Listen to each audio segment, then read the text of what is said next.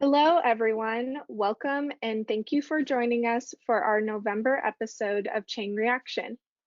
World Keratoconus Day is November 10th, and so we are so excited to celebrate by answering some great keratoconus questions.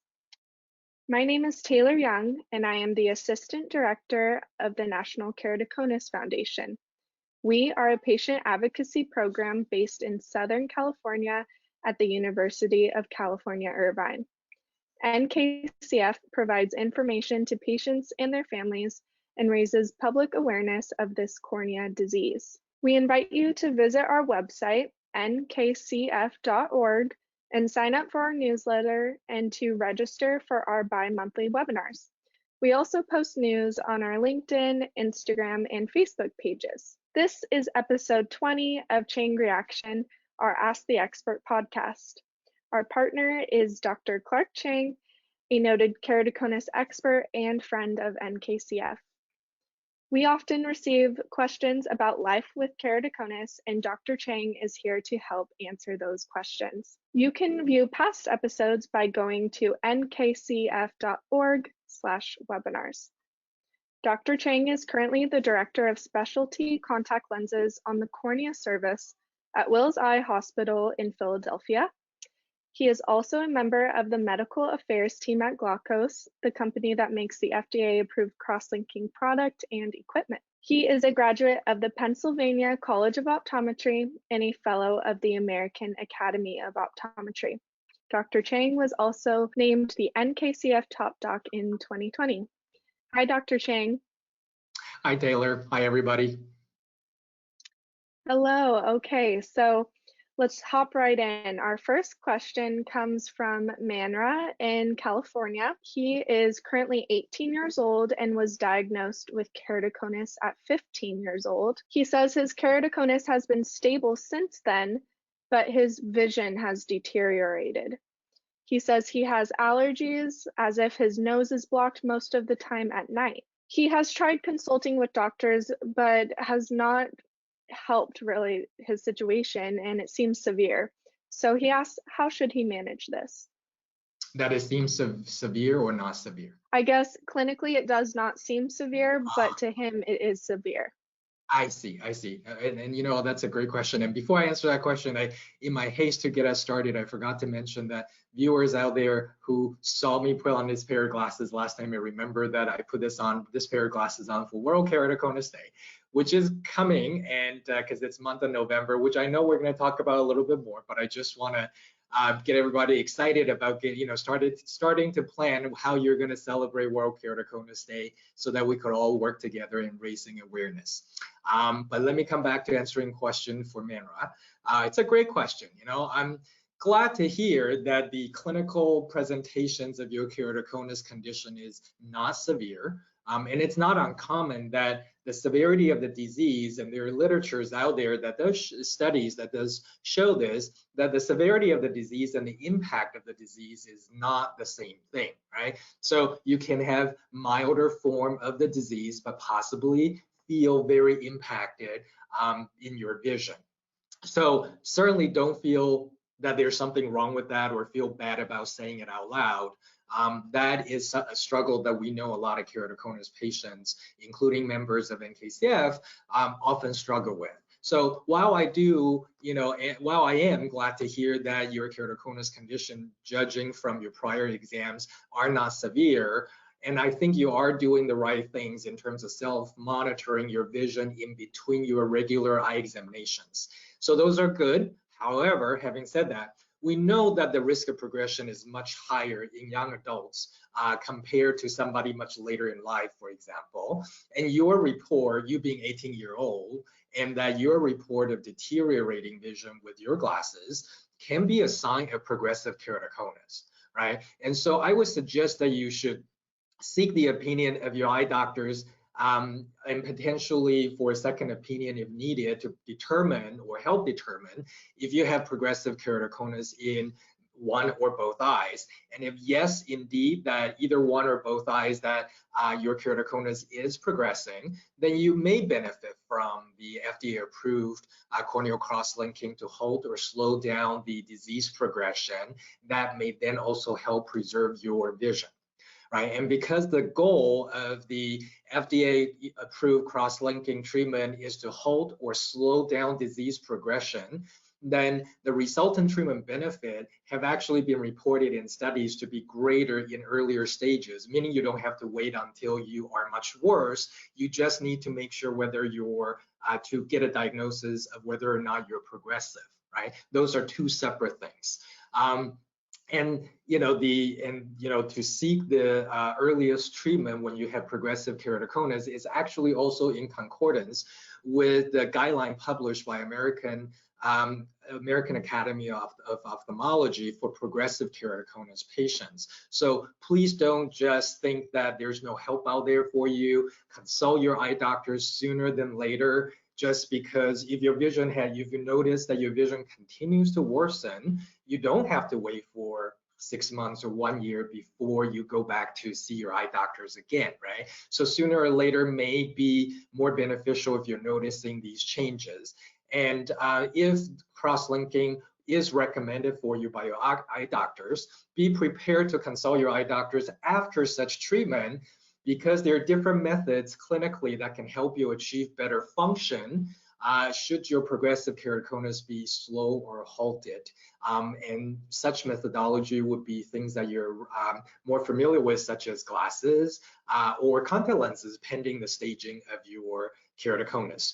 So definitely make sure that please continue to follow up. And one thing before you follow up with your eye doctors is to remember to avoid rubbing your eyes. We've talked about this many times in different episodes. So make sure that you also, because it may potentially increase the risk of progressive keratoconus. So make sure that you do, I was going to say you do that as well, but I meant don't rub your eyes. Great point. Especially don't rub your eyes. I know it could be very easy if you have allergies and you feel itchy, but there's other things that you can do to relieve that itchiness, like a warm compress, or ask your eye doctor for tips about that if you find it to be an issue. Absolutely. And dry eyes can also lead to that. That's a great point, Taylor. Some common conditions like your allergy, your dry eye, skin conditions around the eyelid may sometimes lead to urge or wanting to rub. And those are things that we may be able to control. So make sure great idea, make sure you do talk to your eye doctors about it. Exactly. Okay, well, our next question is from Lisa from Georgia. And Lisa says that she has had keratoconus in mainly her left eye for 20 years. She asks if this eye is more sensitive to light. She's noticing that when she turns lights on in the morning, she's starting to squint her eyes more. And she's also asking if dirt, dust, or other particles attract easier to the keratoconus eye. Yeah. Hi, Lisa. So one of the reported symptoms, frequently reported symptom of keratoconus patients is indeed light sensitivity. So I can understand why you're associating or possibly wondering if there are associations between the condition and the symptoms that of light sensitivity that you're reporting. Now, why is that? Why do keratoconus patients often or are more likely to experience light sensitivity? This is because we had, again, in prior episodes, we have talked about what keratoconus is and what the shape of the contour of the cornea is not as smooth and round, so it's a little, we call it more irregular. So that irregular corneal contour of the keratoconus cornea will disperse light or scatter light as light enters the cornea. So it causes more this scattering of light within your eyes, which then cause higher level of perceived light sensitivity. And that's the reason for the association. Optically, it makes a lot of sense. And that amount of light scattering or dispersion can increase as keratoconus worsens. So which means obviously as the disease progresses, you can have increased light sensitivity. So here's what I would think, judging from the limited information that you provided. If the light sensitivity you've had for many years, that's sort of your baseline with your keratoconus, but have worsened recently, then it's possible that that could be a sign of progressive keratoconus. So certainly refer to the answer that I gave in the first question by Minra. However, if you've had keratoconus based on your report for the last 20 years, and that the results of your regular eye exams with your eye doctors, whether it's every, whatever interval, 6 months, every 12 months, if that have confirmed that your keratoconus have been very stable, then it may not make sense to say that keratoconus is the cause of the recent onset symptom of your light sensitivity, or that all of a sudden you have some sort of worsening of your light sensitivity, despite the fact that you've been told year after year that your keratoconus is not progressive. So if those were the cases, then it is possible that other parts of the eyes are involved. We talked about dry eye, right? Taylor and I had just mentioned that. Dry patients, and possibly severe allergy patients and patients with early cataract could, and I want to quantify or qualify by saying cataract doesn't always have to affect your vision. So early cataract could just be causing, again, more light scattering without affecting your overall clarity, or at least not noticeable. So I'm generalizing that as early cataract. So patients with early cataract, patients with dry eyes, sometimes severe allergy patients, they could all have, they all report light sensitivity as well. So there may be other clinical causes, and without knowing more of your clinical history and your patient profile, I would at very least like to suggest that you should follow up with your eye doctors to discuss the symptom of recent onset light sensitivity. And the second part of your question is about the attraction to dirt, particles, and etc. So keratoconus by itself is not a condition that by itself, it doesn't have known association with some sort of increased attraction to dirt or dust in the eyes. But again, allergy and dry patients are just some examples where, and these conditions, again, we talked about, have been reported in keratoconus patients. They can make you more sensitive to environmental debris because your dry eye, you don't have enough tear film to kind of wash away, or not as quickly, for example. Or if you have perennial allergy, because allergy doesn't have to be seasonal, you're more sensitive to allergens in the air, and you may then pay more attention to always, and if you're rubbing your eyes, may notice that, oh, there's things that I'm rubbing out of my eyes, or I feel like I always feel a foreign body sensation. So I'm wondering if that means something is getting caught. And another thing is contact lens patients also often are more sensitive to something entering underneath the lens, and it's being rubbed between the lens and your cornea. So, in which many keratoconus patients need to rely on contact lenses. So there may be other causes, and the best way, again, would be to consult your eye doctors to see if any of these other non-keratoconus causes are actually the culprit behind your sensation of getting a lot of foreign body trapped in your eyes.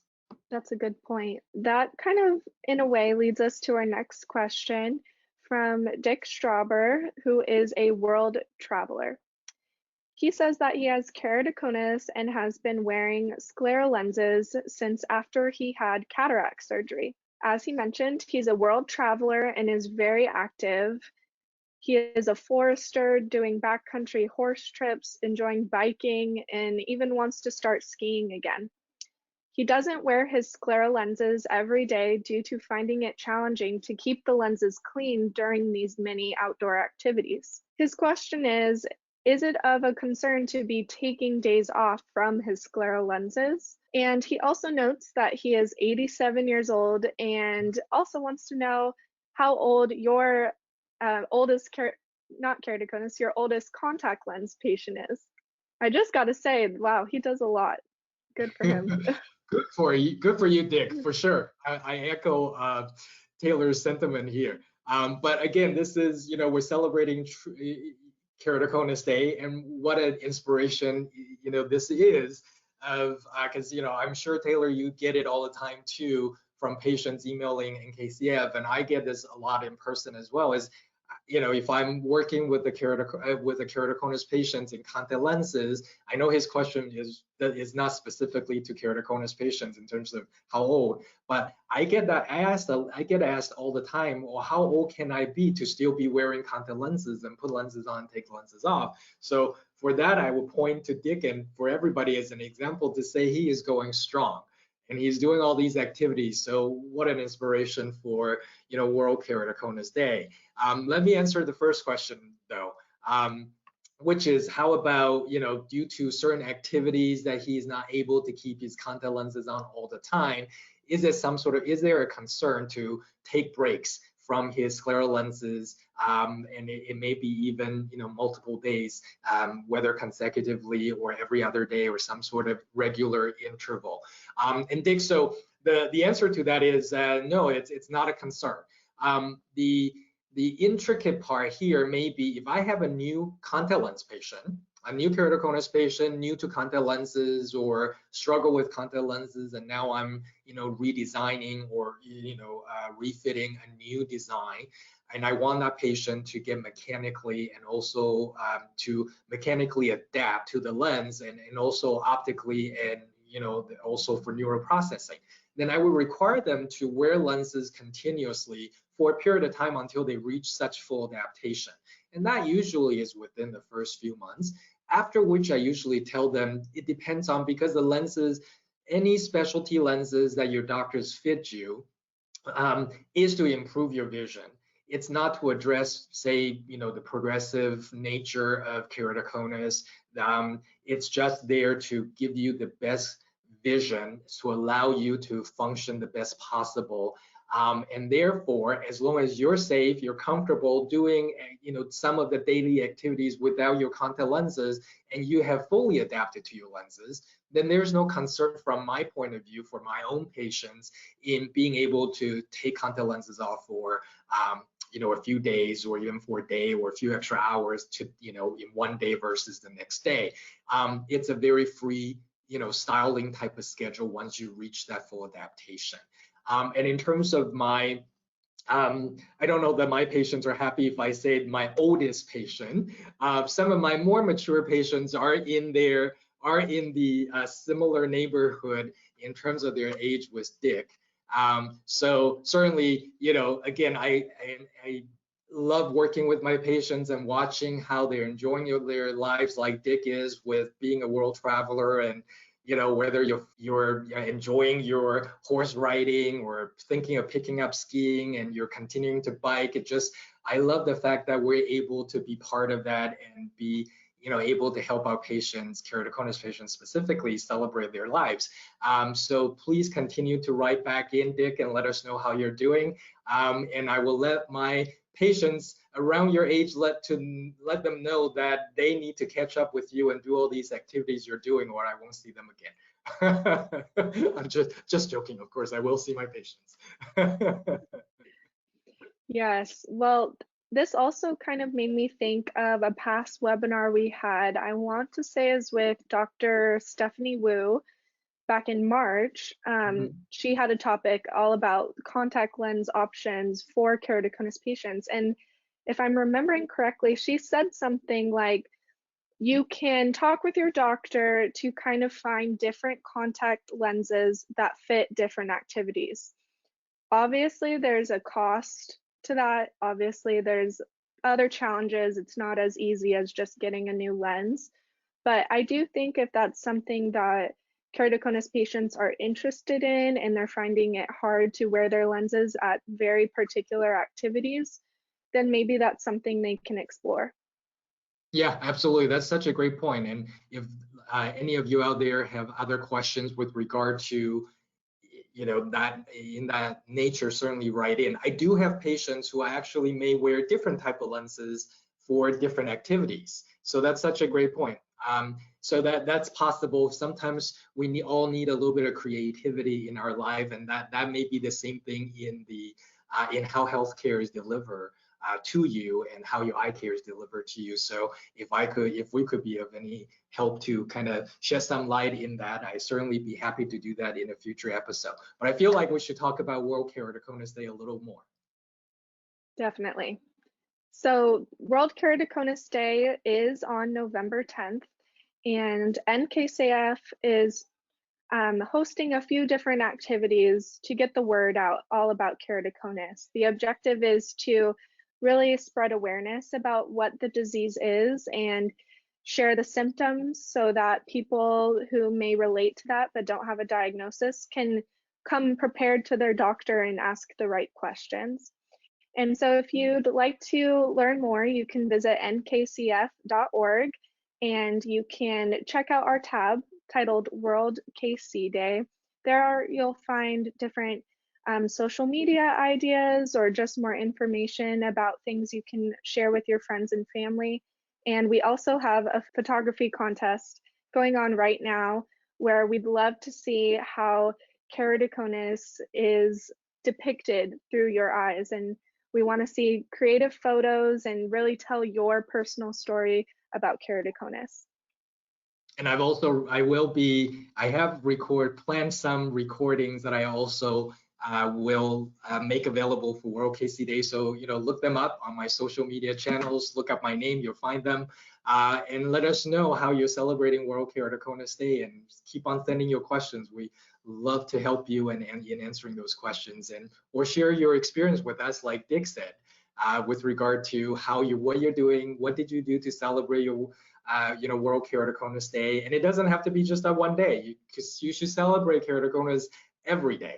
And if you have other questions, please just write them in. And if you can't get them answered other places, we would love to be that source for you. Right. And an easy thing that you can do to spread the word is even sharing this video that you're watching right now on your social media or with your friends and family, to just kind of share the news. And if you have other friends with keratoconus, maybe it will be of help to them, but even educating the people in your life can make them more empathetic to the situation that you yourself are going to.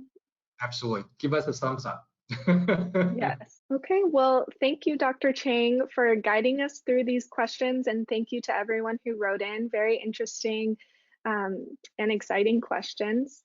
And next month, you can join us for another Chang Reaction episode. We upload on the 1st of every month. If anyone listening has a question that they would like answered in a future episode, go to the NKCF website, and under the For Patients tab, you'll find Ask the Expert Chang Reaction. You can post your question there, and we'll try to answer it in an upcoming episode. NKCF operates with the support of friends and donors. So if you feel the urge to support us, you can make a much appreciated online gift to the UCI Foundation. In closing, I just again want to thank you, Dr. Chang, for taking the time to answer these questions.